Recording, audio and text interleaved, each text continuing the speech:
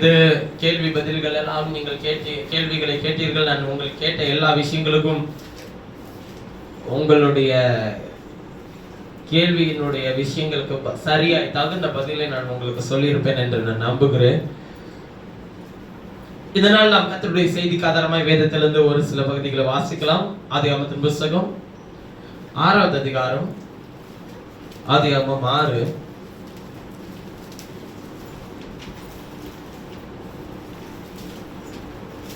18வது வசனத்தை வாசிக்கலாம். ஆனாலும் உன்னுடனே என் உடன்படிக்கையை ஏற்படுத்துவேன், நீயும் உன்னோட கூட உன் குமாரரும். உன்னுடனே என் உடன்படிக்கையை ஏற்படுத்துவேன், நீயும் உன்னோட கூட உன் குமாரரும், உன் மனைவியும் உன் குமாரரின் மனைவிகளும் வேலைக்குள் பிரவேசியுங்கள். 19வது வசனம். சகலவித மாம்சமான ஜீவன்களிலும் ஆணும் பெண்ணுமாக வகை ஒன்றுக்கு ஒவ்வொரு ஜோடு உன்னுடன் உயிரோட காக்கப்படுவதற்கு வேலைக்குள்ளே சேர்த்துக்கொள். போதும். 21வது வசனம். உனக்கும் அவைகளுக்கும் ஆகாரமாக சகலவித போஜன பதார்த்தங்களையும் சேர்த்து உன்னிடத்தில் வைத்துக்கொள் என்றார். போதும். ஆதியாகமம் 7 13வது வசனம். அன்றைய தினமே நோவாவின் குமாரராகிய சேமும் காமும் யாபேத்தும் அவர்களுடனே கூட நோவாவின் மனைவியும் அவன் குமாரரின் 3 மனைவிகளும் பேழைக்குள் பிரவேசித்தார்கள்.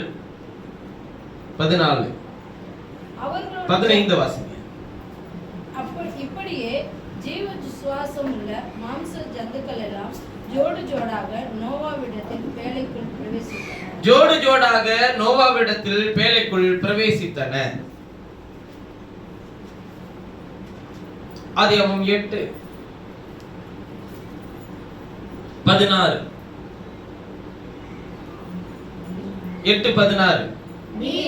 நீயும் உன்னோட கூட உன் மனைவியும் உன் குமாரரும் உன் குமாரரின் மனைவிகளும் பேழை விட்டு புறப்படுங்கள்.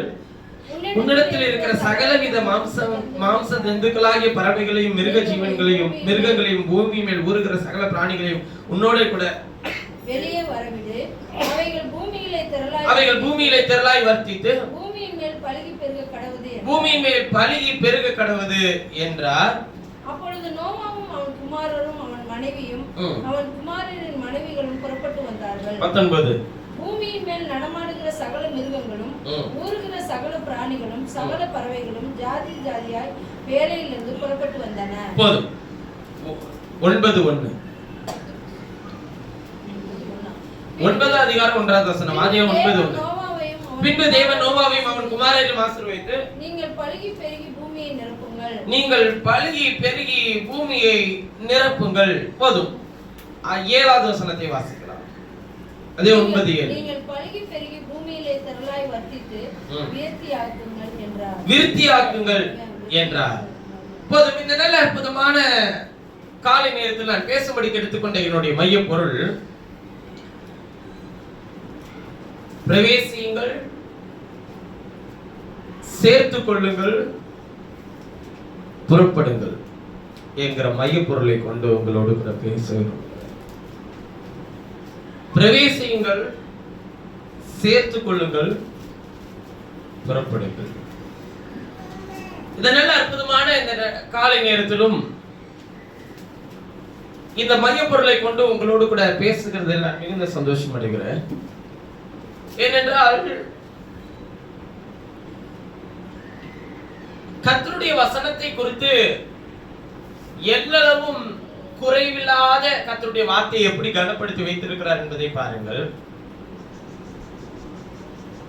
தேவன் தம்முடைய சாயலாக மனுஷனை உண்டாக்கி அவனுடைய வழிகள் எல்லாவற்றையும் கர்த்தர் எப்படி தீர்மானிக்கிறாரோ அப்படியே அவனை நடக்க முடிக்கும் வைக்கிறார். அப்படிப்பட்ட தேவன் தான் நம்முடைய தேவன். வேதம் தெளிவாய் எடுத்து போதிக்கிறது. எல்லா மகிமையும் அவன் விட்டவனாக, தேவ மகிமை அற்றவர்களாக, எல்லாரும் பாவம் செய்து தேவ மகிமை அற்றவர்களானோம் சொல்லி எழுதியிருக்கு. இப்ப ஒரு காரியத்தை நாம் உருவாக்குகிறோம் என்று வைத்துக் கொள்ளுங்கள். அது உருவாக்கினது கெட்டு போயிற்று என்றால் என்ன செய்வீர்கள்? நம்ம அதை தூக்கி எறிஞ்சிட்டு வேற ஒண்ணு புதுசா ஒண்ணு உருவாக்கும்.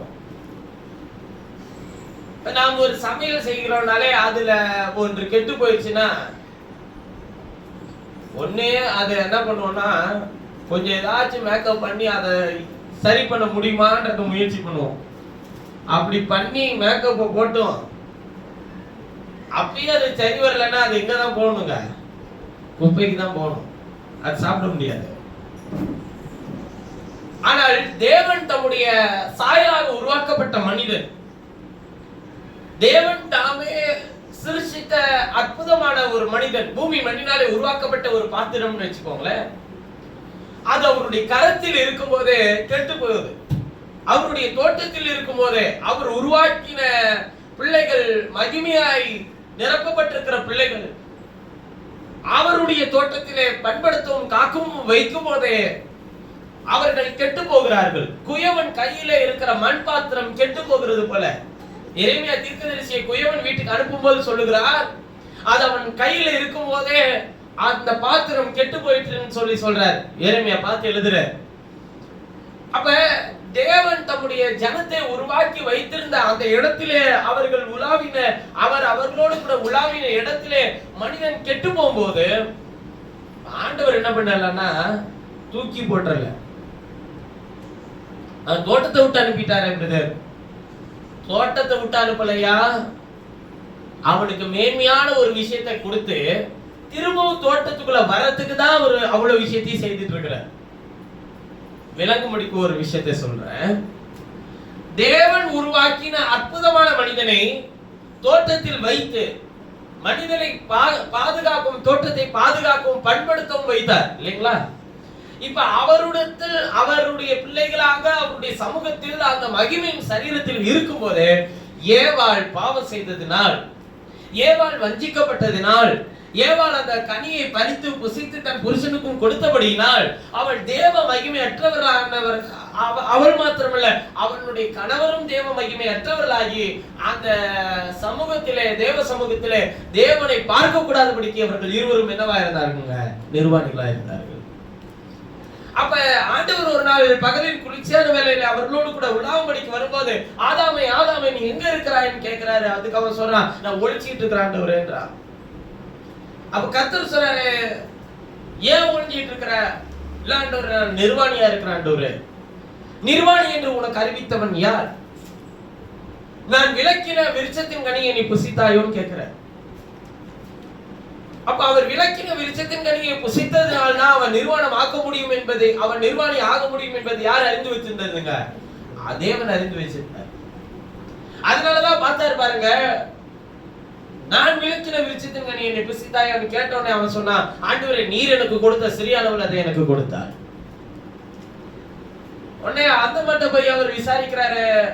அதுக்கு அவர் சொல்றா, சர்ப்பம் என்னை வஞ்சித்தது ஆண்டவரே, சர்ப்பம் என்னை கரைப்படுத்தினது ஆண்டவரே. உடனே சர்ப்பத்தை பார்த்து, நீ ஏன் ஏவாள வஞ்சித்தெல்லாம் கேட்கல, சர்ப்பத்தை பார்த்தார், அவர் அதை சபித்தார். அப்ப நல்ல விளங்கிக்கோங்க. இப்ப எல்லாம் ஓகே, சர்ப்பத்தை சபிச்ச காரணமானவங்க சபிச்சிட்டாரு, எல்லாம் ரைட்டு. இப்ப பாத்திரம் கெட்டு போச்சு, அதை எப்படி சரி பண்றது? நம்மளா இருந்தா என்ன பண்ணுவோம்? பாத்திரத்தை தூக்கி போட்டுருவோம், வேற ஒண்ணு செஞ்சு கூட தோட்டத்துல வச்சிருக்கலாம். இவங்க ரெண்டு பேரும் அழிக்கிறது ஒரு பெரிய விஷயமா இருக்கு. இல்ல இல்ல, இவங்க ரெண்டு பேரையும் அழிச்சிருக்கலாம். ஒரு உதாரணத்துக்கு நான் உன்ன சொல்றேன். ஆதாம் பாவம் செய்யவில்லை, ஏவாளே வஞ்சிக்கப்பட்டாலும் பைபிள் எழுதி இருக்கு. நீங்க வாசிக்கணும்னா போய் படிச்சு பாருங்க.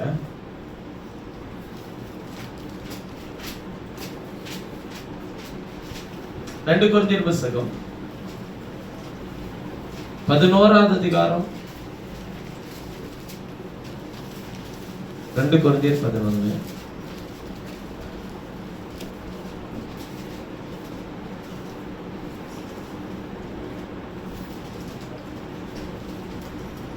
மூன்றாவது வசனத்தை வந்து வாசிக்கலாம். ஆகிலும் சர்ப்பமானது தன்னுடைய தந்திரத்தினாலே ஏவாளை வஞ்சித்தது போல உங்கள் மனதும் கிறிஸ்துவை பற்றிய உண்மை நின்று விலகும்படி கெடுக்கப்படுமோ, உங்கள் மனதும் கிறிஸ்துவை பற்றி உண்மை நின்று விலகும்படி கெடுக்கப்படுமோ என்று என்ன பண்ணியிருக்கிறேன்றாருங்க? பயந்திருக்கிறேன்றாரு. இன்னொரு இடத்துல வாசிக்கலாம்.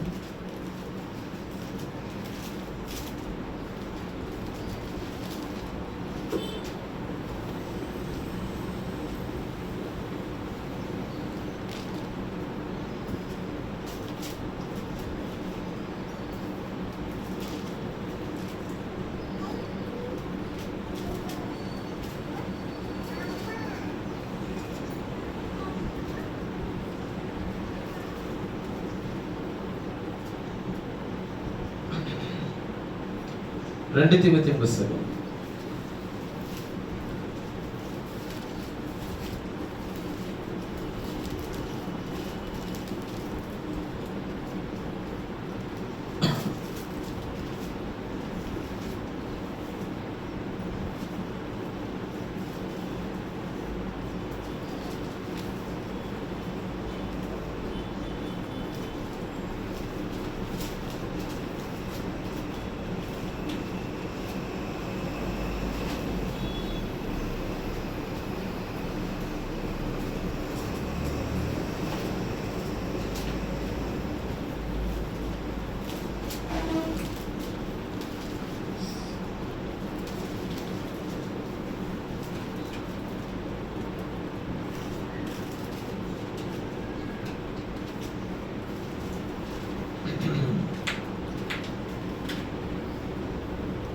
அது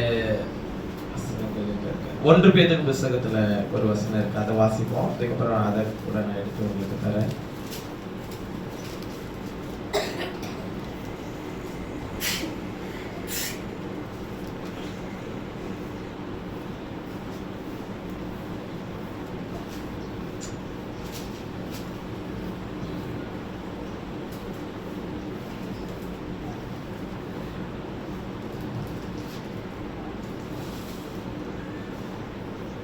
சொல்றாரு ஆண்டவர் ஒரு இடத்துல,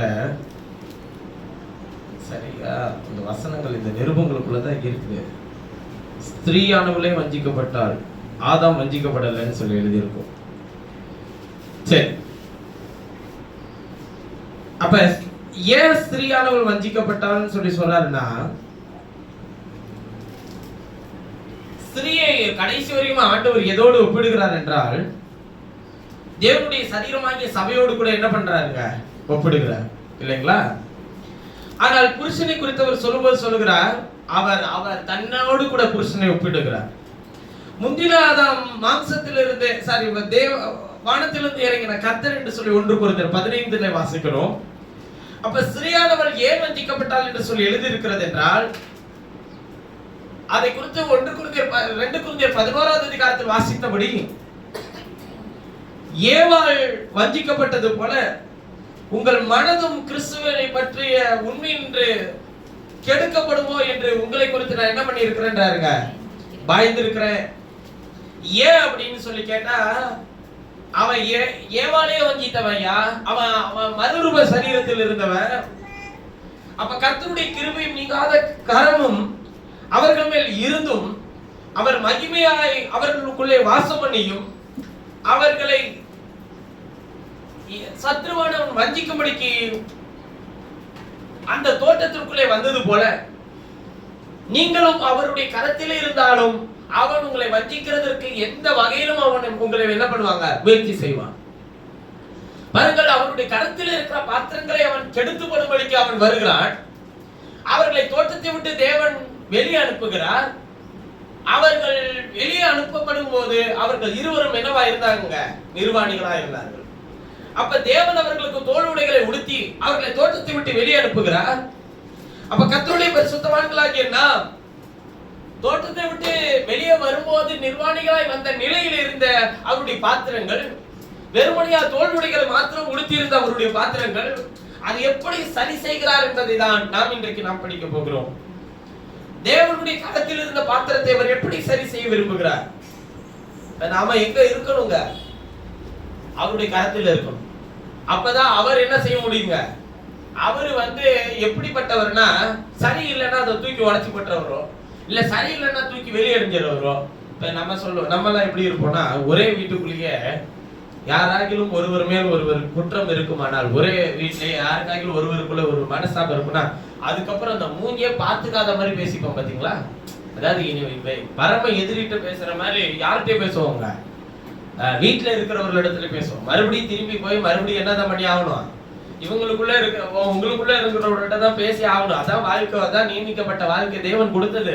இதை மாற்றவும் முடியாது, உடைக்கவும் முடியாது, தனிச்சும் போக முடியாது, அதை பிரிக்கவும் முடியாது இல்லையா? தேவன் ஏற்படுத்தின யாவும் அது கர்த்தருடையது, அது நல்லது. தேவன் படைச்சு அவர் வச்ச எல்லாமே நல்லதுன்னு பார்த்தாரா இல்லைங்களா? நல்லதுன்னு பார்த்தார். மிகவும் நல்லது என்று கண்டது எதா? ஏவாளை படைச்சு ஆதாம் இடத்துல கொண்டு வந்ததை ஆண்டவர் எப்படி பார்த்தாருன்னா மிகவும் நல்லதுன்னு பார்த்தார்.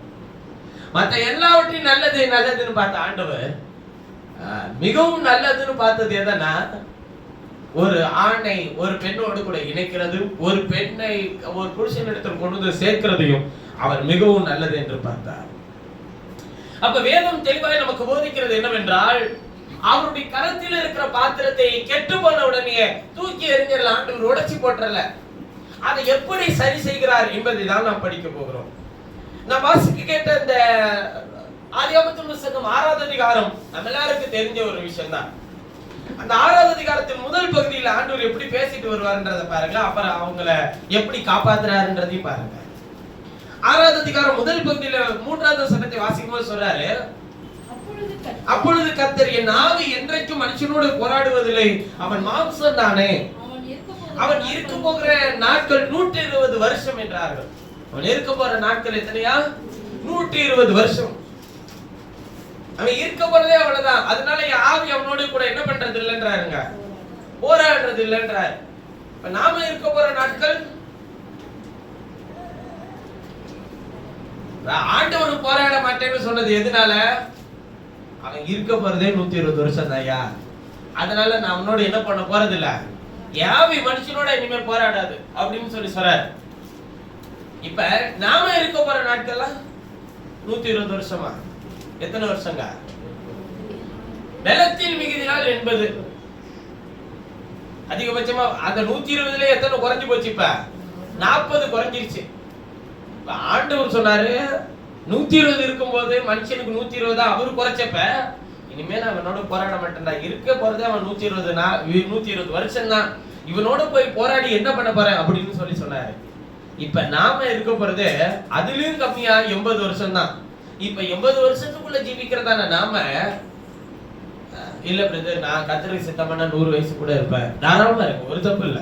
அது உங்களோட பாடு, உங்களோட விஷயம். இப்ப 80 போனோடனே உங்களை கழுத்தெடுத்துக்க சொல்ல ஆண்டவர் யாரையும், புரியுதுங்களா? அதனால நீங்க உங்களை எவ்வளவு தூரம் வச்சிருக்கிறாரோ கர்த்தருக்குள்ள சந்தோஷமா வாழுங்க. இந்த குறுகின காலத்திற்குள் ஜீவிக்கிறதான நாம என்ன பண்ணிட்டு இருக்கிறோம்? இங்க போராடுறோம். எதையாச்சும் இதை சரி பண்ணிடலாம், அதை சரி பண்ணிடலாம், இதை உருவாக்கிடலாம், நான் போறதுக்குள்ள இதை ரெடி பண்ணி வச்சுட்டு போயிடலாம். இந்த போறியா இருக்கிற வரையிலும் சந்தோஷமா இருந்துருப்போம் தானே, அதையா ரெடி பண்றேன். எதை உன் செய்யப்படிக்கு உன் கைக்கு நேரிடுகிறது எதுவோ அது உன் முழு பலத்தோட என்ன பண்றாங்க செய். எதை செய்யணும்? கர்த்தருக்கென்று கிரியை செய், கர்த்தருக்கென்று ஒரு காரியத்தை செய். உங்களுக்கு கர்த்தர் கொடுக்கிறாரு, அதை செய்யுங்க. உங்களுக்கு சூழ்நிலைகள்ல திட்டம் பண்ணி செய்ய வேண்டாம், தாராளமா செய்யுங்க. ஆனா எதையும் எடுத்துட்டு போறது இல்லைன்ற நினைப்போடு செய்யுங்க. அதனாலதான் பிரதர் இருக்கிறதெல்லாம் முடிச்சுட்டு போயிடலாம் நான் நினைக்கிறேன் பிரதர். அதே ஆண்டவர் சொல்றாரு, அவன் மூடன் எல்லாவற்றையும் விற்று போடுகிறான்ற. அப்ப வேதம் நமக்கு எடுத்து போதிக்கிற விஷயம் என்னன்னா, அவர் யாரோடு போராடுறது இல்லைன்றாருங்க, மனுஷனோட. அப்ப நம்மளோடு கூட வாழும்படிக்கு நியமிச்ச இந்த வாழ்க்கையில ஆண்டவர் மனைவியா ஒரு நாயவோ ஒரு பூனையோ தரல, கணவரா ஒரு சிங்கத்தையோ ஒரு இதையோ ஒரு மாடோ தரல, அல்லது ஒரு அம்மாவா அப்பாவா வேற ஏதோ ஒரு மிருகங்களை தரல. ஆண்டவர் யாரதாங்க இது எல்லாமே தந்திருக்கிறார்? எல்லா உறவுகளாகவும் மனுஷர்களை தான் தந்திருக்கிறார். இப்ப எப்படி அவரே மனுஷனோட போராட முடியாதுன்னு சொன்னாரோ, அது போல நம்மளும் யாரோட போராட முடியாது? பிசாசோட கூட. உங்களுக்கு வானமண்டல பொல்லாத சேனைகள் ஆவிகளோட உங்களுக்கு போராட்டம் உண்டு. அதுக்கு சர்வாயுத வர்க்கத்தை தரிசிக்க அவனோட எல்லாம் ஜெயிச்சிடலாம் அப்படிலாம் சொல்லி இருக்கு பைபிள்ல. ஆனா பிசாசுக்கு எதிர்த்து அப்பொழுது அவன் உங்களை விட்டு என்ன பண்ணுவான்? ஓடி போவான். இப்ப இங்க யார் ஓட மாட்டான்? மனுஷனோட ஜெயிக்க இங்க சர்வாயுதவர்க்கெல்லாம் கிடையாது. இங்க எப்போதுமே சொல்ற நல் யோசனை பண்ணி யுத்தம் பண்ணு. இங்க அதனாலதான் ஆண்டவர் எப்படிப்பட்ட எடுத்துக்க சொல்றாருன்னு கேட்டீங்கன்னா, ஒரு தேவ அன்பு ஆவிக்குரிய அதான் சொல்றாரு. நான் இனிமே போராடுறது இல்லப்பா, ஆனா அன்பினால் எல்லா விஷயங்களையும் சரி செய்ய முயற்சி செய்யறேன். அவர் சொல்லும்போது எப்படி பேசுறான்றத பாருங்க. மனுஷனை உண்டாக்கினதற்காக ஒரு மனசாபப்பட்டார்ல 6வது வசனத்துல எழுதியிருக்கும். 6வது அதிகாரம் 6வது வசனத்துல இப்படி எல்லாம் பண்ணின ஆண்டவர் 8வது வசனத்துல பார்க்கும்போது அவர் சொல்றாரு, நோவாவுக்கோ கர்த்தருடைய கண்கள் என்ன கிடைத்ததுங்க? கிருபை கிடைத்தது. இப்போ உங்களுக்கும் ஆண்டவருடைய கண்கள் என்ன கிடைச்சிருக்குங்க? கிருபை கிடைச்சிருக்கு. அப்ப கிருபை பெற்றவங்களுக்கும் கிருபை பெறாத மற்றவர்களுக்கும் என்ன இருக்குங்க? ஒரு வித்தியாசம் இருக்கு. அப்ப கிருபை மனுஷனை என்ன அதுல யாருங்க இருந்தது? மனுஷனை உண்டாக்கினதுக்காக மனசாபப்பட்டாருன்னு சொல்லும்போது அதுல யாருங்க இருந்தது? நோவாவும் தான் இருந்தாரு. ஏன் ஆவி மனுஷனோட போராடுறது இல்லைன்னு சொல்லும்போது அதுல யாருங்க இருந்தது? நோவாவும் அவன் குடும்பத்தார் எல்லாரும் தான் இருந்தாங்க. ஆனால் அந்த கூட்டத்திலே நோவாவுக்கோ கர்த்தருடைய கண்களில் கிருபை கிடைத்தது. இன்றைக்கு இங்கே வாழக்கூடிய எல்லா மனுஷரோடும் நான் போராட தேவையில்லை. ஆனால் தேவன் தம்முடைய கிருபையை உங்கள் மேல் வைத்திருப்பாரானால் நீங்கள் உலகத்திலே ஒரு விஷயம் உங்களுக்கு ஒப்புவிக்கப்பட்ட விசுவாசத்துக்காக என்ன பண்ணணுங்க? தைரியமாய் போராடணும். யூதாவுக்கு நிருபம் 1வது ஒரே அதிகாரம் தான் இருக்கு. அதுல சொல்றாரு, நீங்கள் ஒரு விஷயம் ஒப்புவிக்கப்பட்ட விசுவாசத்துக்காக நீங்கள் தைரியமாய் போராட வேண்டும் என்று நான் உங்களுக்கு எழுதி உணர்த்துவது அவசியமாக இருக்கிறது என்றார். அப்ப வேதம் நமக்கு எப்படி போதிக்கிறது என்றால், நோவாவுக்கு கிருபை கிடைத்த போது அவர் மாம்சமான யாவருடைய முடிவும் அவருக்கு முன்பாக வந்தபோது பூமியோடு கூட அழித்து போடாதபடிக்கு, இன்றைக்கு நான் உங்களுக்கு சொல்ல வருகிற ஒரே ஒரு விஷயம் தான், பூமியோடு கூட உங்களை அழித்து போடாதபடிக்கு பிரவேசியுங்கள், சேர்ந்து கொள்ளுங்கள், புறப்படுங்கள். பூமியோடு கூட அழித்து போடாதபடிக்கு கர்த்தர் நோவாவுக்கு ஒரு வழியை ஆயத்தம் பண்ணுகிறார்.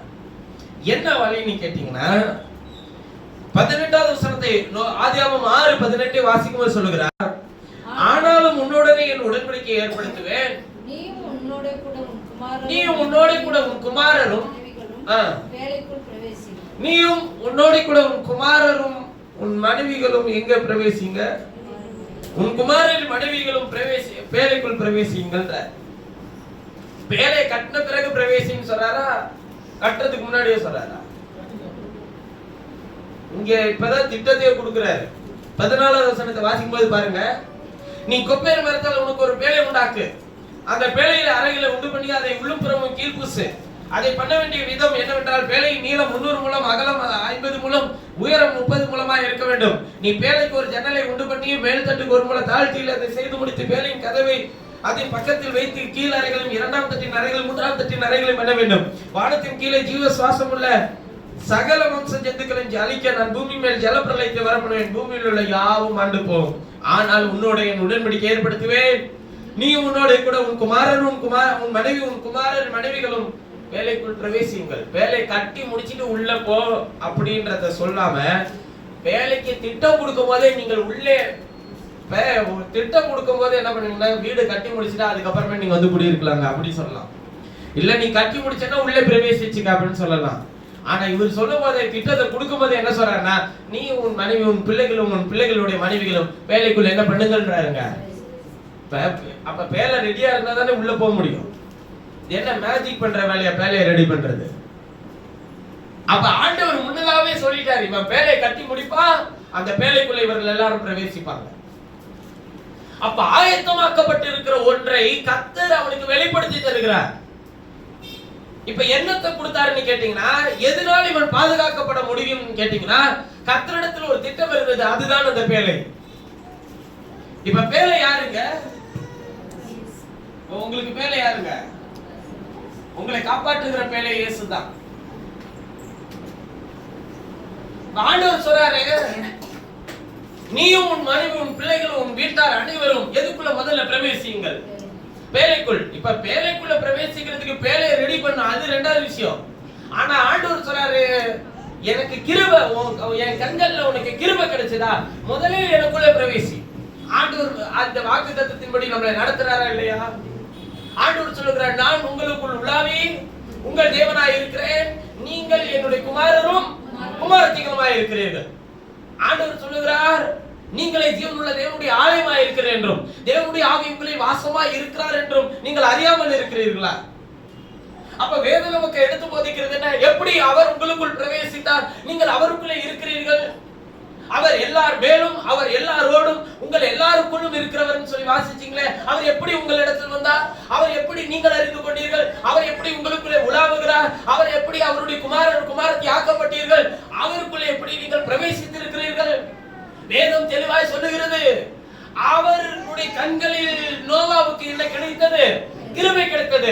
கர்த்தர் கிருபையினாலும் சத்தியத்தினால் நிறைந்தவராய், யோவான் 1:14 வாசிக்கும்போது சொல்லுகிறார், அவர் கிருபையினால் சத்தியத்தினால் நிறைந்தவராய் நமக்குள்ளே வாசம் பண்ணினார். பாருங்க, நோவாட்ட சொன்னாரு, நீ பேழைக்குள் பிரவேசிப்பீர்கள் சொல்லல, பிரவேசியுங்கள். முதல்ல என்ன ஏத்துக்க, நான் சொல்ற உபதேசத்தை வசனத்தை என்ன பண்ண, அங்கீகரி.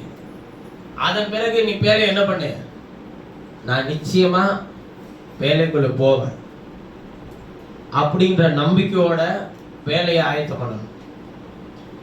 வேலையை ஆயத்தம் பண்ணும்போது நோவா வீட்டுல எந்த பிரச்சனையும் வந்திருக்காதா? ஆண்டவர் நோவாட்ட தானே சொன்னாரு. பெரிய ஊழியம் எதுன்னு நீங்க நினைக்கிறீங்க? நோவாவுக்கு பேலை கட்டுறது ஊழியமா, பேலையில எல்லா ஜீவராசியும் சேர்த்துக்கிறது பெரிய ஊழியமா, இல்ல பேலைக்குள்ள ஜீவராசி எல்லாம் சாப்பிடறதுக்கு சாப்பாடு சேர்த்து வைக்கிறது ஊழியமா? எது ஊழியம் நீங்க நினைக்கிறீங்க? ஆண்டவர் சொன்னார் பாருங்க, நீயும் உன் மனைவியும் உன் குமாரர்களும் உன் குமாரரின் மனைவிகளும் எல்லாத்துக்கும் தனித்தனி அறை உண்டு பண்ணிக்கப்பா அப்படி எது சொன்னாரா? இல்ல இவனுக்கு ஒரு தனி போட்டை ரெடி பண்ணிரு, இல்ல இவனுக்கு ஒரு தனி போட்டை ரெடி பண்ணிரு, இல்ல மூணாவது பையன் ஒருத்தன் இருக்காம இருக்காம அவனுக்கு ஒரு தனி, எல்லாரும் ஒரே போட்லயே அடைஞ்சிட்டு இருக்கீங்க, தனித்தனியா ஒரு போட்டை உருவாக்கி மேஞ்சிட்டு கிடங்கய்யா காம் நினைச்சிருக்கலாம். எங்க அப்பா செய்யறதை விட ஒரு நேர்த்தியான போட்டை நான் ரெடி பண்ணி அதுல நான் போய் இருந்துக்கிறேன் சேம் நினைச்சிருக்கலாம். இதை விட சிறப்பான ஒரு பெரிய போட்டை நான் ரெடி பண்ணிக்கிறேன், யாபேத்து ஒரு போட்டை ரெடி பண்ணிக்கிறேன். ஆண்டவர் அப்படி சொன்னாரா? வேலையை ரெடி பண்ணு, நீயும் உன் வீட்டார் அனைவரும் அதற்குள்ள பிரவேசின்றதுதான் அதுக்கான அர்த்தம். இப்ப ஊழியத்துல பெரிய விஷயம் என்ன தெரியுங்களா? வேலையை கட்டுறதுக்கு மரம் இருக்கு, கொண்டு வந்து வெட்டி எல்லாரையும் வச்சு செஞ்சு முடிச்சிடலாம். அப்புறம் எல்லா ஜீவராசியும் சாப்பிட்றதுக்கு உணவை கூட சேகரிச்சு வச்சிடலாம். அதாவது எதிர்காலத்துக்கு தேவையானதை என்ன பண்ணிக்கிறது, முன்கூட்டியே சேர்த்துக்கிறது. அதுக்கு பிரயாசப்படலாம், உழைக்கலாம், ஒன்றும் பிரச்சனை இல்லை. வேலையை கட்டுறதுக்கு, ஒரு வீட்டை ரெடி பண்றதுக்கு, ஒரு நம்ம தங்கி வாசம் பண்றதுக்கு தேவையான அத்தியாவசிய காரியங்களை எல்லாம் சந்திச்சிடலாம். இந்த வேலைக்குள்ள வீடா எல்லாரும், அதாவது குடும்பமா எல்லாரும் உள்ள இருக்கணும்னு நினைக்கிறது இருக்குல்ல, அதுதாங்க கடினம். ஏன்னு கேக்குறேன்னா, இப்ப ஆண்டவர் கொடுத்த செய்தி யார்கிட்ட தான் கொடுத்திருக்கிறாரு? நோவாட்ட. இப்ப இது யாரு கேட்கல? வீட்டுல மனைவியை கூட்டிட்டு உள்ள பிரவேசிக்கிறதே ஒரு பெரிய வேலைன்னு வச்சுக்கோங்க, ஒரு பெரிய டாஸ்க்னா. இதுல பிள்ளைங்கெல்லாம் கூட்டிட்டு போறது கூட சரி, அடிச்சு 4 மீது மீச்சு கூட எடுத்துட்டு போயிடலாம்னு வச்சுக்கோங்க. இப்ப யாரையும் கூட்டிட்டு போகணுமா? குமாரரின் மனைவிகளையும் கூட்டிட்டு போகணுமா? இப்ப அது ஒண்ணு வடக்கு, ஒரு தெற்கு, ஒரு கிழக்கு, மேற்குல திசையில இழுத்துட்டு இருந்துச்சுன்னு வச்சுக்கோங்க. இப்ப 4 பேர் இருக்கான், 4 திசைக்கு 4 பேர்னு வச்சுக்கோங்க. 4 பேரோட மனைவிகள். இப்ப நோவா மனைவி வடக்குக்கு இழுக்குதுன்னா, சேமோட மனைவி தெற்குக்கு இழுக்குது, காமோட மனைவி கிழக்குக்கும், யாபேத்தோட மனைவி மேற்குக்கு இழுக்குதுன்னா இவன் எப்படி வேலையை ரெடி பண்ணிருப்பான்னு நினைக்கிறீங்க? ஊழியத்துல பிரதான ஊழியம் என்னன்னு கேட்டீங்கன்னா, நாம் நம்முடைய குடும்பம் தேவனுடைய வசனத்துக்குள் பிரவேசிக்கிறதற்கு என்னனாலும் செய்யணும். அது ஒன்றா ஒரு நிலை. அதுதான் யோசுவா சொல்றாரு, நான் பூலோகத்தார் எல்லாரும் போகிற வழியே நான் போகிறேன். ஆனா ஒருத்தன் 1000 பேரை 2 பேர் 10000 பேரை ஜெயம் கொள்வான்பா. நான் மறுபடியும் உங்களுக்கு சொல்றேன், அவருடைய கற்பனை விட்டு விலகிறாதீங்க. இந்த உலகத்துல இருக்கிற கானானியர் ஏத்தியர்களோடு கூட சத்துருக்களோடு கூட என்ன பண்ணாதீங்க, சம்பந்தம் கலக்காதீங்க. சொல்லும்போது சொல்றாரு, நானும் என் வீட்டாருமோ என்றார் கர்த்தரையே சேவிப்போம் அப்படின்னு அவர் ஒரு முடிவு எடுத்தார். அதே முடிவை அவர் மட்டும் எடுத்துட்டு போல, அப்படி நீங்கள் எல்லாரும் உங்களுக்குள்ளே தீர்மானித்துக் கொண்டவர்களான்ற. அப்ப நம்ம எதுக்காக விட்டு கொடுக்கணும், எதுக்காக அன்பு செலுத்தணும், எதுக்காக நேசிக்கணும், எதுக்காக இரக்கம் பாராட்டணும், எதுக்காக மன்னிக்கணும்னு கேட்டீங்கன்னா, நானும் என் வீட்டாருமோ என்றால் யாரை சேவிக்கணுங்க? இந்த எண்ணங்கள் வந்துருச்சுன்னா அந்த வைராக்கியம், அந்த கோபம், அந்த வெறுப்பு, அந்த மன்னிக்கிற தன்மை இல்லாத விஷயங்கள், அந்த வீண் பெருமை, இது எதுவுமே என்ன பண்ணாதுங்க, நிலைக்காது, ஓடிரும். தம்பி ஏதோ சொல்ல வருது, இல்ல கர்த்தர் எனக்கு சொல்றதுதான் சொல்றேன். முதல்ல பிரவேசிங்க, ரெண்டாவது சேர்த்துக்கோங்க. இப்ப வேலைக்குள்ள பிரவேசிங்கள் சொன்ன கர்த்தருடைய வார்த்தையை முதலில் அங்கீகரியுங்கள். இரண்டாவது சொல்றாரு, 20வது வசனத்தை வாசி, 19வது வசனம், ஆதியாகமம் 6:19. சகலவித மாம்சமான ஜீவன்களிலும் ஆணும் பெண்ணுமாக ஒவ்வொரு ஜோடி உன்னுடன் உயிரோட காக்கப்படுவதற்கு பேழைக்குள்ளே சேர்த்துக்கொள். பாருங்க என்ன சொல்றாரு, ஒரு பேழை நீ ரெடி பண்ணு, நீ உன் வீட்டார் உள்ள பிரவேசி. அது மாத்திரம் இல்ல, ஜோடு ஒன்றுக்கு வகை வகையாக பேழைக்குள்ள எல்லாத்தையும் என்ன பண்ணி கேட்டாருங்க. ஒரு குடும்பத்தை மட்டும் நடத்துற பொறுப்பு இல்ல, எல்லா ஜீவராசியும் உள்ள வரும். நம்ம வீட்டுல ஒரு இருக்கிற ஒரு 4 ஜீவராசியை நடத்தவே நம்மளால முடியலன்னா, இல்ல 4 கால் ஜீவராசி 2 கால் ஜீவராசி எல்லாம் உள்ள உங்களுக்கு வந்துச்சுன்னு வச்சுக்கோங்களேன், என்ன ஆகும்? எரிச்சலா இருக்கும். இதை யார் பராமரிக்கிறது, இது யார் பாதுகாக்கிறது, இது யார் சுத்தம் பண்றது, இது யார் வைக்கிறது, இது யார் போஷிக்கிறது, இப்படியும் பல டென்ஷன் ஆகுதுல்ல உங்களுக்கு. அந்த நோவாவுக்கு கொடுத்த டாஸ்க்ல என்னங்க, வேற அதை மட்டும் இல்லையா, பூமியில உள்ள எல்லா ஜீவராசியும் ஊர்வன பரப்பன நீந்திரதை விட்டுட்டு நடப்பன எல்லாத்தையும் உள்ள பிரவேசிக்க வச்சேன். மீன் தொட்டி எடுத்து வச்சு அதுல எல்லாத்தையும் உள்ள விடுன்னு சொல்லலான்றது. நீந்துற ஜீவ ஜந்துக்களை தவிர மற்ற எல்லா வித்தையும் உயிரோட கர்த்தர் காப்பாற்றினார். ஏன்னா அழிக்கப்படுறது தண்ணீர்ல தான், அதனால அது தப்பிச்சுக்க ஒன்றும் பிரச்சனை இல்லை. எல்லா உயிரையும் எல்லா ஜீவராசியும் உள்ள பேழைக்குள்ள பிரவேசிக்கிறது மாத்திரம் இல்ல, பேழைக்குள்ள பிரவேசிக்கிற எல்லாத்துக்கும் ஆகாரத்தை என்ன பண்ணுன்றாருங்க, சேர்த்து வைத்துக் கொள்றார். இப்ப முதல்ல பிரவேசிங்கள்ன்ற வாக்குத்தத்தம் கொடுக்கிறார். இரண்டாவது ஆண்டவர் சொல்றாரு,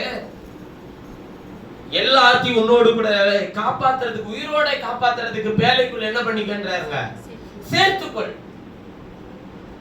முதலில் பேழைக்குள் பிரவேசிக்கணும்னா வாக்குத்தத்தத்துக்குள் பிரவேசித்தல், வாக்குத்தத்தமாகிய கிறிஸ்துவுக்குள் பிரவேசித்தல்.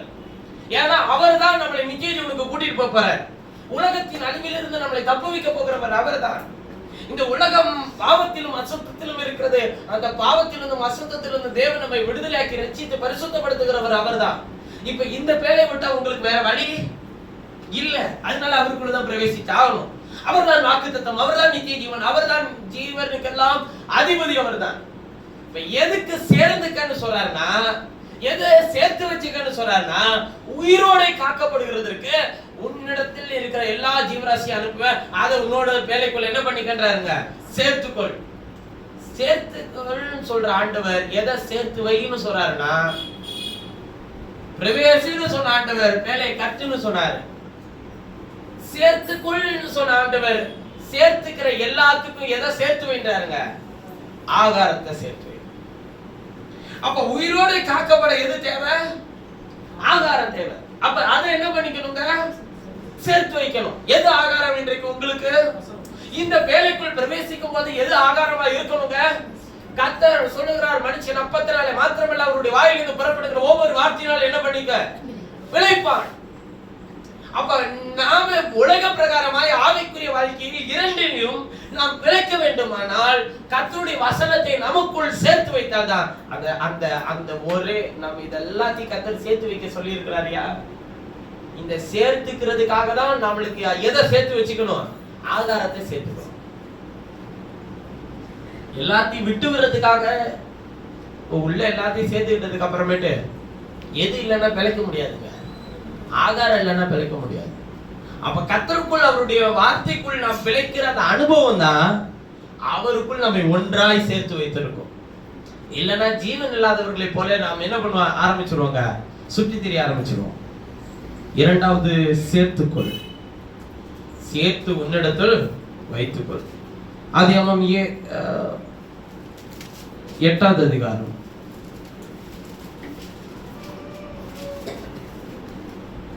15-16.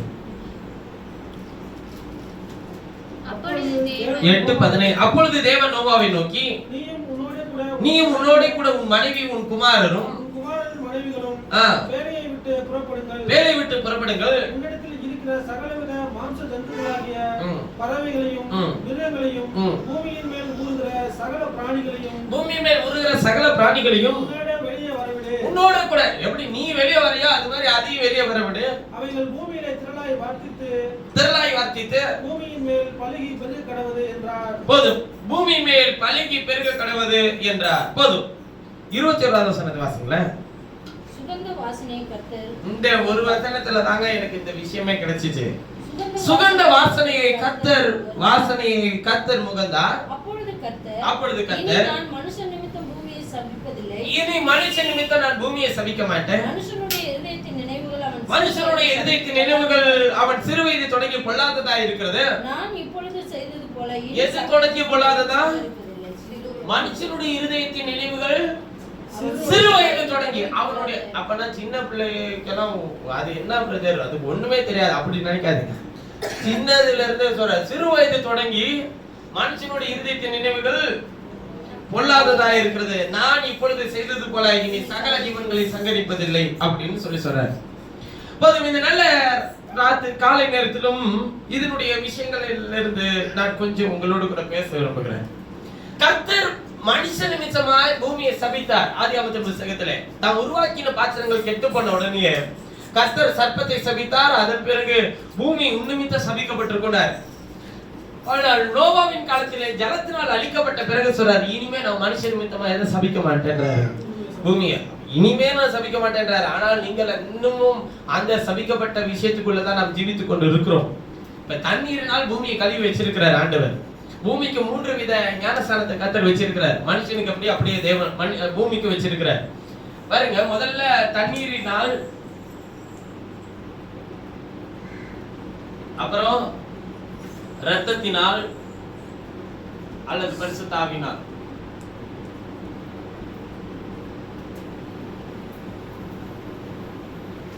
அல்லது இல்ல, ரெண்டுமே ஒண்ணுதான். சரிங்களா? இரத்தத்தினால் அல்லது பரிசுத்த ஆவியினால். அப்புறம் 3வது ஞானஸ்தானம் அக்கினி.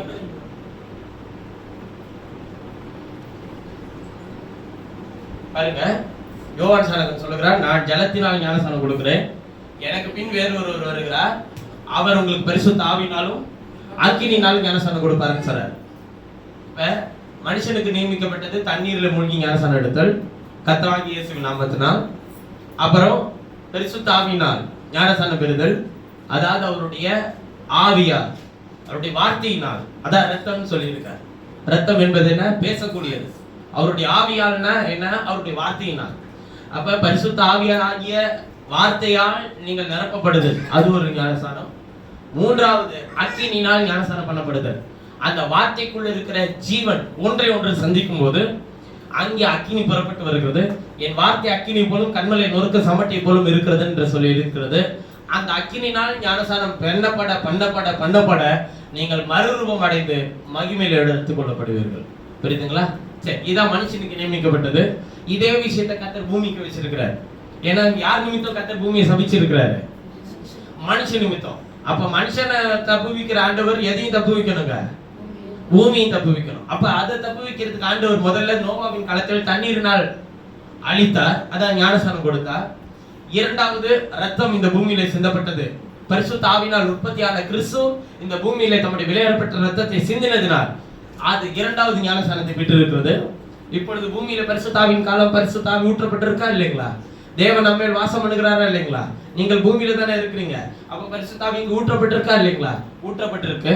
மூன்றாவது அக்கினினால் ஒரு ஞானஸ்நானத்தை அதுக்கு கொடுப்பார். பூமியானது வெந்து உருகி அழிந்து போம், பூதங்கள் எல்லாம் வெந்து உருகி அழிந்து போம் என்று சொல்லி வேதம் சொல்லுகிறது. மீண்டும் புதிய வானம் புதிய பூமியை கர்த்தர் உண்டாக்குகிறார். அப்படியானால் என்ன, வேறு ஒரு வானம் வேறு ஒரு பூமியா? இல்லை, இதையே கர்த்தர் திரும்பவும் புதுப்பிக்கிறவரா இருக்கிறார். அது எப்படி செய்வார் அது நமக்கு தெரியாது.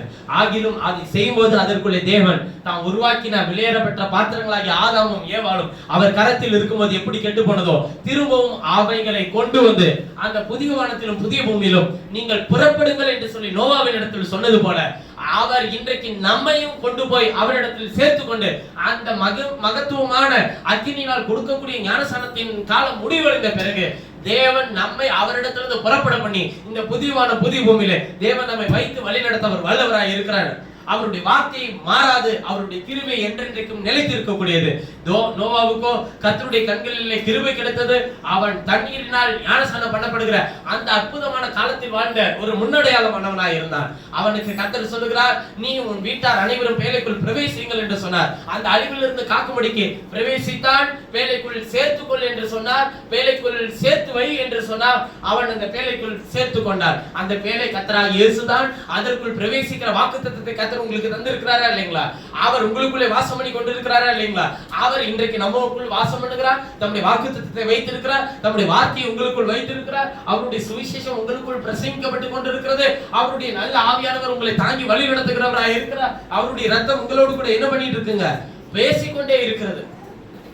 அப்ப இதெல்லாம் முடிச்ச இதுக்கு அப்புறம் ஆண்டவர் அக்கினினால் உங்களுக்கு என்ன கொடுக்கிறாருங்க, ஞானஸ்நானத்தை கொடுக்கும்போது இது எல்லாத்தையும் முடிச்ச பிறகு நாம் அவரிடத்தில் இருப்போம், அவரோடு கூட இருப்போம். இந்த பூமியானது வெந்து உருகி அழிந்து போன பிறகு நாம் இந்த உலகத்தில் புறப்படுகிறதான நேரம் அவரிடத்திலிருந்து திரும்ப வருகிறவர்களா இருக்கிறோம். அப்ப பாருங்க, இப்ப எப்ப நம்ம எடுத்துக்கொள்ளப்பட போறோம் அப்படின்னு சொல்லி கேட்டீங்கன்னா, தண்ணீர் மூழ்கினால் ஞானஸ்நானம் பட்டிருக்கிறோம், ரத்த பரிசுத்தாவினால் ஞானஸ்நானம் பண்ணப்பட்டிருக்கிறோம், அக்கினியால் ஞானஸ்நானம் பண்ணப்படும் போது தேவன் நம்மை எடுத்துக்கொள்கிறவரா இருப்பார். புரியுதுங்களா? ஆனால் பூமியால் அக்கினியால் ஞானஸ்நானம் பண்ணப்படும் போது நீங்கள் இந்த உலகத்தில் இருக்க மாட்டீர்கள். இப்ப கவனிங்க, தண்ணீரில் ஞானஸ்நானம் பண்ணப்படும் போது, பூமி ஞானஸ்நானம் பண்ணப்படும் போது நோவாவுக்கும் கர்த்தருடைய கண்களில் கிருபை கிடைத்த ஒரு மனிதன், அவன் தண்ணீரினால் அழிக்கப்பட்டானா பேழைக்குள் இருந்தானா? அப்ப பூமி அக்கினினால் அடுத்து கர்த்தர் வைத்திருக்கிறார், அக்கினி கரையாக வைத்திருக்கிறார். அப்ப அது அழிக்கப்படும் போது அவருடைய கண்களில் கிருபை கிடைத்ததான நீங்கள் எங்க இருப்பீங்க?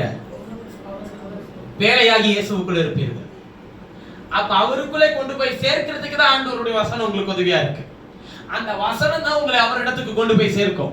அப்ப பூமியை அழிக்கப்படும் போது நீங்கள் அவருக்குள் இருப்பீர்கள். அழித்து முடித்து திரும்பவும் அதை புதுப்பித்த பிறகு கர்த்தர் திரும்ப உங்களை வெளியே புறப்பட பண்ணுகிறவராய் இருக்கிறார். அந்த பேழையிலிருந்து அவர்களை புறப்பட பண்ணுகிறவராய் இருக்கிறார். அவர் கயரத்தில் இருந்த அந்த பாத்திரம் கெட்டு போனது, திரும்பவும் அந்த பாத்திரத்தை அதே நிலைக்கு கொண்டு போகிறது தான் ஆண்டவர் இத்தனை வருஷங்களாய் நம்மை நடத்தி போஷித்து காப்பாற்றி வருகிறார். இப்ப இந்த நிலைக்கு வரதான நாம இந்த நிலையில மேன்மைக்கு என்று நியமிக்கப்பட்டதான நம்மளுடைய வாழ்க்கையில தேவனுடைய சித்தத்தின்படி, அவருடைய வார்த்தையின்படி, அவருடைய குடும்பங்களை கர்த்தருடைய அந்த மகிமைக்குள்ளே பிரவேசிக்க செய்கிறதற்காக நம்ம என்ன பண்ணிதாங்க ஆகணும்? விசுவாசத்தை கொண்டு தைரியமா என்ன பண்ணிதான் ஆகணுங்க? போராடிதான். மனுஷனோட இல்ல, விசுவாசத்துக்காக தைரியமா போராடணும். மனுஷனோட போராட வேண்டாம். அவர்களை யாரையும் என்ன பண்ண முடியாதுங்க, எதையும் மாற்ற முடியாது, எதையும் செய்ய முடியாது. ஆண்டவர் சொல்ற, என் மனுஷனுடைய நாவு என்ன பண்றது இல்லைன்றாருங்க, ஆவி போராடுறது இல்லைன்னாரு. ஆண்டவர் சொல்றாரு, நீ விசுவாசத்துக்காக தைரியமா போராடு. அப்ப என்னுடைய ஆவினால் நிரப்பப்படு, என் வார்த்தையின்படி நட. நோவா பேழையை கட்டும் போது மனுஷர்கள் எல்லாரும் ஏளனம் பண்ணி இருக்கலாம், நிந்திச்சு இருக்கலாம், பரியாசம் பண்ணி இருக்கலாம், என்னனாலும் தூசித்து இருக்கலாம், அவமானப்படுத்தி இருக்கலாம், தேவையில்லாத ஒரு வேலையை செய்து கொண்டிருக்கிறான்னு சொல்லி கூட பேசியிருக்கலாம். ஆனால் அவனுடைய நோக்கம் பேழைக்குள் பிரவேசிக்க வேண்டும். இன்றைக்கு நம்முடைய நோக்கம், நம்முடைய வாழ்க்கையில் என்ன சூழ்ந்து கொண்டு இருக்கிறது, என்ன சூழல் இருக்கு, என்ன பிரச்சனை இருக்கு, அது தேவையில்லை. நம்முடைய நோக்கம் பேழைக்குள் பிரவேசிக்கணும். அவருக்குள்ளே பிரவேசிக்கிறதுக்கு என்ன செய்யணும்? இப்ப அவர் எனக்குள்ளே வாசம் பண்றாரு. நான் அவருடைய கரத்தில் இருக்கிற பாத்திரமா வெளியே தூக்கி இருக்கிறாம, பேழையை விட்டு அந்த தோட்டத்தை விட்டு வெளியே போன்னு சொன்னது மாதிரி பேழையை விட்டு வெளியே போன்னு சொல்ற மாதிரி இல்லாம நான் அந்த பேழைக்குள் அந்த தோட்டத்துக்குள் சேர்த்துக் கொள்ளப்பட என்ன செய்யும்? அப்ப மகிமையின் சரீரத்தில் இருந்த ஜனங்கள் மகிமை இழந்து மண்ணான சரீரத்தை கொண்டவர்களாய், பாவத்தை சரீரத்தை கொண்டவர்களாய் வெளியே வந்தார்கள். திரும்பவும் நோவாவின் காலத்தில் மகிமையில சேர்க்கப்படுகிறார்கள்.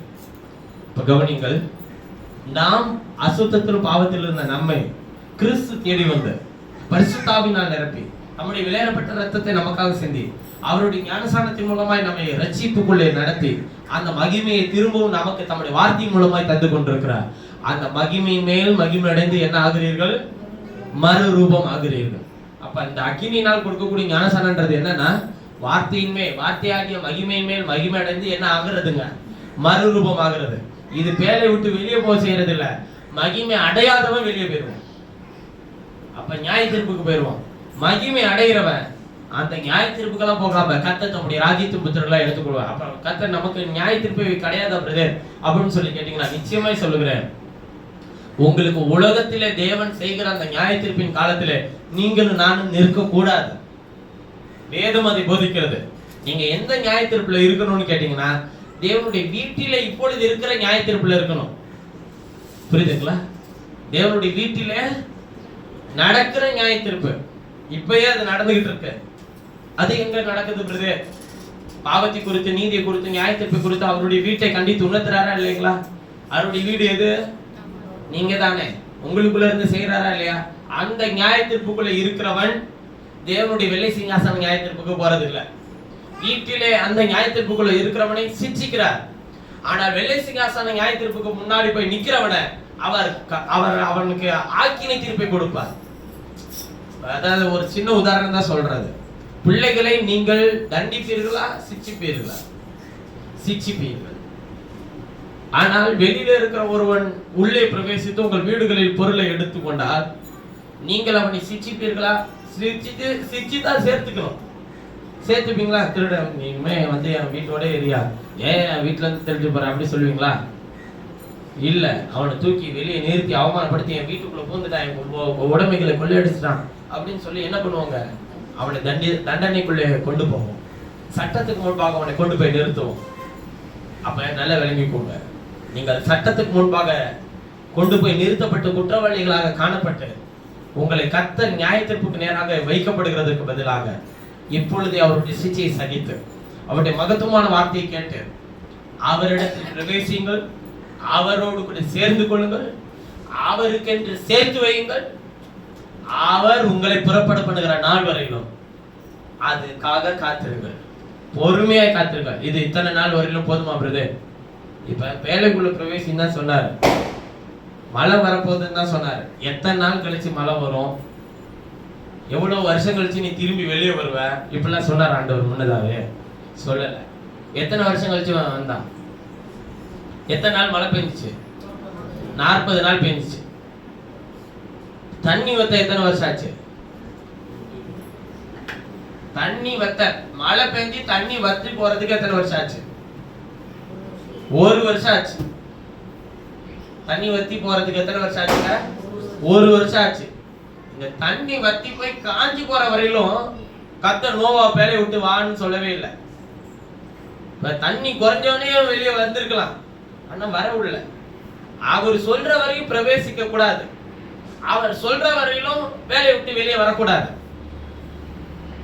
கர்த்தர் உள்ள விட்டு நோவாவை கதவை அடைச்சாருன்னு சொல்லி எழுதியிருக்கும். கதவை அடைச்சு எத்தனை நாள் கழிச்சு மழை பெஞ்சுங்க? 7 நாள் கழிச்சு தான் மழை பெஞ்சு. பேலைக்குள்ள உள்ள போய் கர்த்தர் கதவை அடைச்சா என்ன வரணும்?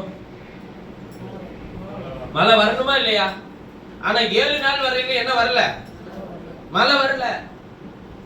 நீங்க நினைச்ச உடனே எல்லாத்தையும் செஞ்சிட முடியாது. அப்படிதானே உள்ள பிரவேசிக்கணும். ஆண்டவருக்குள்ள வந்துட்டல உடனே எனக்கு என்ன பண்ணணும்? இப்ப கர்த்தர் ஏதாச்சும் கூரை பிச்சுக்கிட்டு ஏதாச்சும் இறக்குறாரான்னு பார்க்கலாமா? ஆண்டவர் சொல்றாரு பாருங்க, 7 ஆதியாகமம் 7:4 வாசிக்கும்போது, இன்னும் 7 நாள் சென்ற பின்பு 40 நாள் இரவும் பகலும் பூமியின் மேல் மழையை வருஷிக்க பண்ணி நான் உண்டாக்கின ஜீவ ஜந்துக்கள் அனைத்தையும் பூமியின் மேல் இராதபடிக்கு நிக்கிரகம் பண்ணுவேன் என்றார். போதும். என்ன சொல்றாரு? 7 நாள் கழிச்சு தான் மழை பெய்ய பண்ணுவேன். ஆனா கர்த்தர் பேழைக்குள்ள எல்லாத்தையும் சேர்த்துக்கிட்டு கர்த்தர் அவர்களை பேழைக்குள் வைத்து கதவை அடைச்சிட்டார். 10வது வசனத்தில் வாசிமா சொல்றாரு, 7 நாள் சென்ற பின்பு பூமி மேல் ஜலப்பிரளயம் என்ன பண்ணினதுங்க? உண்டாயிற்று. 40 நாள் இரவும் பகலும் பூமி மேல் மழையை வர்ஷிக்க பண்றாரு. 24வது வசனத்தை வாசிமா சொல்றாரு, ஜலம் பூமி மேல் 150 நாள் மிகவும் என்ன பண்ணிட்டு இருந்துச்சா? பிரவாகித்து கொண்டிருந்தது. ஒரு ஊர் அழிக்கிறது விஷயம் இல்ல, உலகத்தை அழிக்கிற ஒரு விஷயம். அதனால அவர் என்ன பண்ணாருன்னா 6வது வசனத்தை வாசிக்கும்போது 7வது அதிகாரம் 6வது வசனத்தை வாசிக்கும்போது சொல்றாரு, ஜலப்பிரளயம் பூமி மேல் உண்டான போது நோவாவுக்கு எத்தனை வயசுங்க? 600 வயசு. சரிங்களா? இப்ப நோவாவுக்கு எத்தனை வயசு, எத்தனை வருஷம் அவன் பேழைக்குள்ள இருந்தான்றதுதான் படிக்கிறோம்.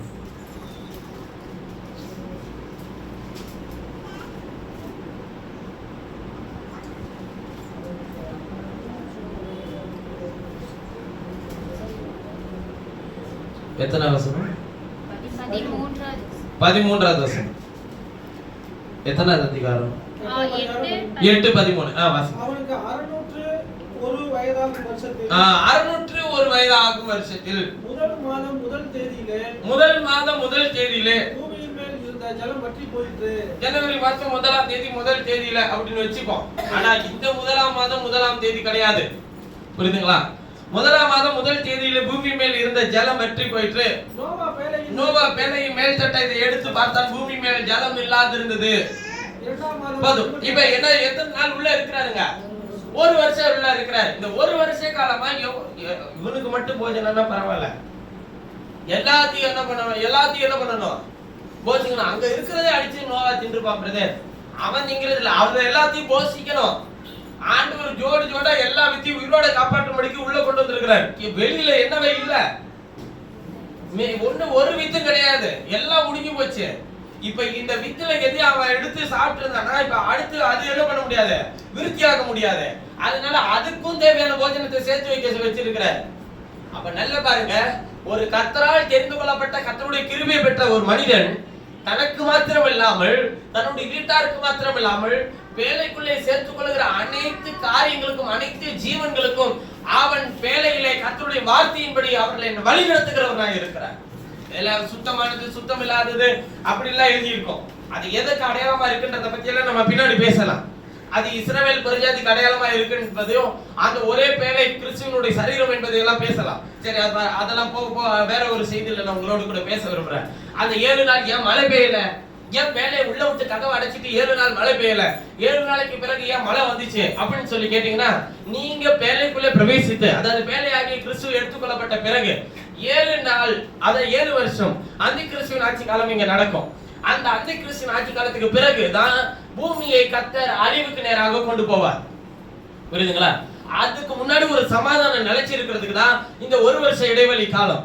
இந்த 1 வருஷ இடைவெளி காலம்ன்றது 1000 வருட அரசாட்சிக்கு சமமா இருக்கு. அது நோவாவின் காலத்தில் அழிவை உண்டாக்கினது. ஆனால் இந்த 1000 வருட அரசாட்சியில அழிவே இருக்காது. அதான் ஜலத்தினால் அழிவு கிடையாது. ஆனா இந்த 1 வருஷமா ஜலத்தில் அழிவு இருந்துச்சு. ஆனா அந்த 1000 வருட அரசாட்சியில சாவை தேடியும் அவர்கள் என்ன பண்ணாதிருப்பாங்க, காணாதிருப்பார்கள். பேழை விட்டு வெளியே வந்தாலும் புதிய பூமியாய் அவர்களுக்கு இருந்தது, உடன்படிக்கை இருந்தது. ஆனால் பூமி இங்கே அக்கினிக்கரையாக வைக்கப்பட்டிருக்கும்.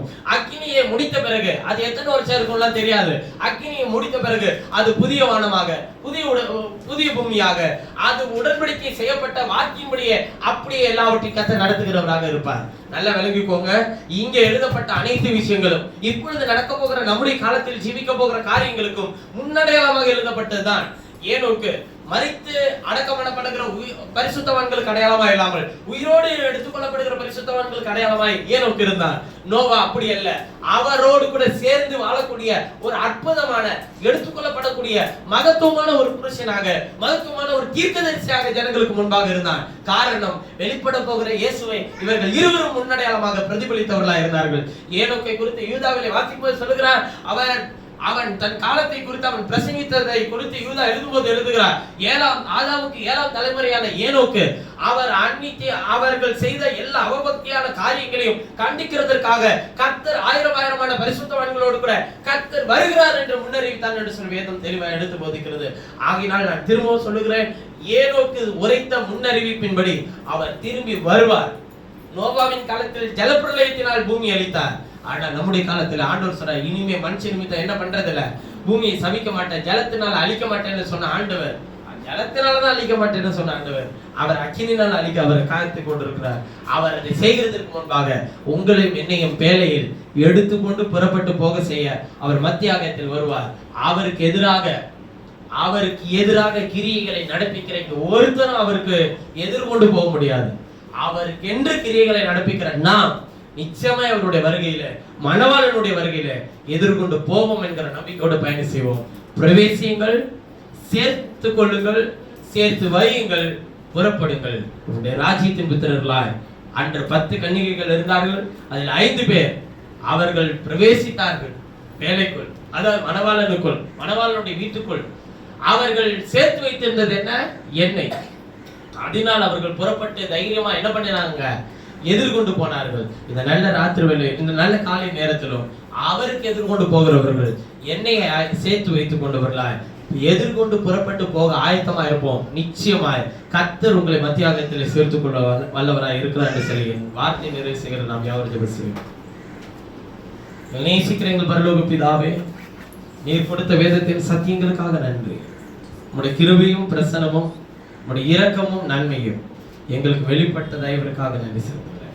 கர்த்தர் எங்களை சூழ்ந்து கொள்ளும், எங்களை வழிநடத்தும், எங்களை பாதுகாத்து பராமரியும், எங்கள் தேவைகள் அனைத்தையும் சந்தேகம், எல்லா குற்றங்கள், குறைகள், மீறுதல்கள், பாவங்கள் எல்லாவற்றையும் பண்ணி எங்களை பிரவேசிக்க வைத்த தெய்வம், சேர்த்து கொள்ள வைத்த தெய்வம், ஆண்டவரை உம்மோடு கூட புறப்படும்படிக்கு ஒரு நாள் நிச்சயமாக உண்டு. எங்களுக்காக எல்லாவற்றையும் விட்டு இந்த பூமிக்கு வந்த தெய்வம், அந்த சரீரத்தில் இந்த பூமியில நோவாவுக்கு ஒரு பேழை ஆயத்தமாக்கப்பட்டிருந்தது. இன்றைக்கு இந்த பூமியில எங்களுக்காக ஆயத்தமாக்கப்பட்டிருக்கிற ஒரே பேழை கர்த்தராகிய இயேசுவின் சரீரம். அதிலே இன்றைக்கு நாங்கள் இருக்கிறோம். இன்றைக்கு நாங்கள் அதிலே உடைய வார்த்தையை சேர்த்து வைத்துக் கொள்கிறோம். ஒரு நாள் அந்த பேழை புறப்படும் போது அந்த பேழையோடு கூட நாங்களும் புறப்பட எங்களுக்கு உதவி செய்யும். அந்த கிறிஸ்துவின் சரீரத்தோடு நாங்கள் எடுத்துக்கொள்ளப்பட எங்களுக்கு உதவி செய்யும். அவைகளாக இருக்கிறவர்கள் நாங்கள் மனுஷர்களோடு போராடாமல், மனுஷனுடைய காரியங்களோடு போராடாமல், எங்களுக்கு என்ன காரியத்தை நீ நியமித்திருக்கிறோம், இதுதான் வாழ்க்கை, இதுதான் பாதை, இதுதான் வழி, இதுதான் தேவன் நியமித்திருக்கிற குடும்பம், இதுதான் தேவன் நியமித்திருக்கிற மனிதர்கள், உறவுகள் என்று நான் நினைத்தார். கர்த்தாவே, நீர் ஆயத்தம் பண்ணி கொடுத்த எல்லா உறவுகளையும் நேசிக்க எங்களுக்கு உதவி செய்யும். நீர் ஆயத்தம் பண்ணி கொடுத்த எல்லா காரியத்தையும் சகித்துக் கொள்ளக்கூடிய இருதயத்தை எங்களுக்கு தாரும். தேவனே, நீர் ஆயத்தம் பண்ணி கொடுத்த எல்லா விஷயங்களையும் நடத்தக்கூடிய ஞானத்தை எங்களுக்கு தாரும். அதை போஷிக்கக்கூடிய ஞானத்தை எங்களுக்கு தாரும். சேர்த்து வைக்கக்கூடிய ஞானத்தை எங்களுக்கு தாரும். புறப்பட்டு முடத்தில் வரக்கூடிய ஞானத்தை எங்களுக்கு தாரும். எங்களுக்கு எல்லாமே தந்தது நீர் ஆண்டவரே.